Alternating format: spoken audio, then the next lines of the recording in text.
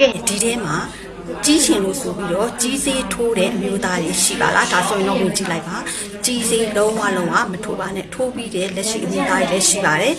သူ့ရဲ့ side effect တွေသူ့ရဲ့ night effect တွေဆိုးကျိုးတွေအများကြီးရှိပါတယ်ဒီတော့ထိုးထားတဲ့အမျိုးသားတွေကလည်းကိုကတော့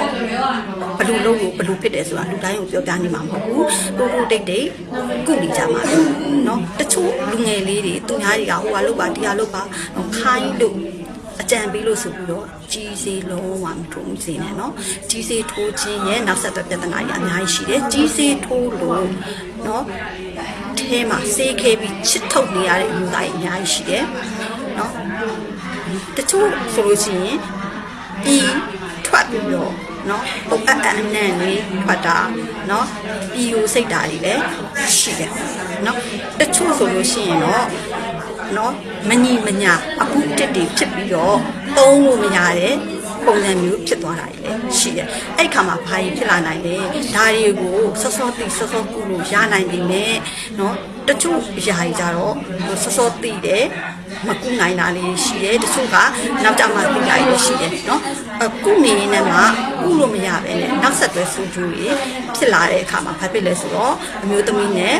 အတူနေလို့မရတော့တာကြီးနော်အိမ်တော်ကြီးဒုက္ခအပြေးဝမရတာကြီးရှိလာနိုင်ပါတယ်ဒီတော့ဒီစေးမထိုးပါနဲ့သိချမှာပါတယ်အဲ့တော့ကြီးစေးထိုးမဲ့အတူတူ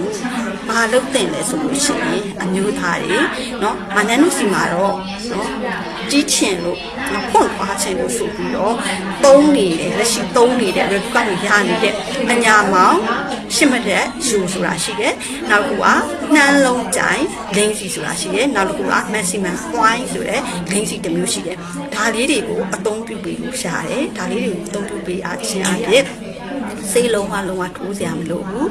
အမျိုးသားတွေပန်းကိုလမ်းစီတယ်ထောင်းမှအားကောင်းပြီးတော့เนาะအောင်ကျော်စနစ်ကောင်းပြီးတော့ဖွင့်ပွားစေကိုတာဝန်ယူပါတယ်နောက်တစ်ခုကเนาะအမျိုးသားတွေအနေနဲ့ဒီအညာမောင်maximum point ဆိုလို့ရှိရင်စေးခဲနေတဲ့အမျိုးသားတွေလည်းအသုံးပြုလို့ရပါတယ်ဒီသတင်းကောင်းလေးလာပေးတာပါရှင့်မိုင်းမယ်ဆိုတော့မနန်းရဲ့ Viber နဲ့ဆက်သွယ်ပြီးတော့မိုင်းပေးလို့ရပါတယ်အသေးစိတ်သိချင်တဲ့မင်းမြန်းချင်တဲ့ဆိုရင်လည်း Viber နဲ့ဆက်သွယ်ပြီးတော့မင်းမြန်းလို့ရပါတယ်ရှင့်ကျေးဇူးတင်ပါတယ်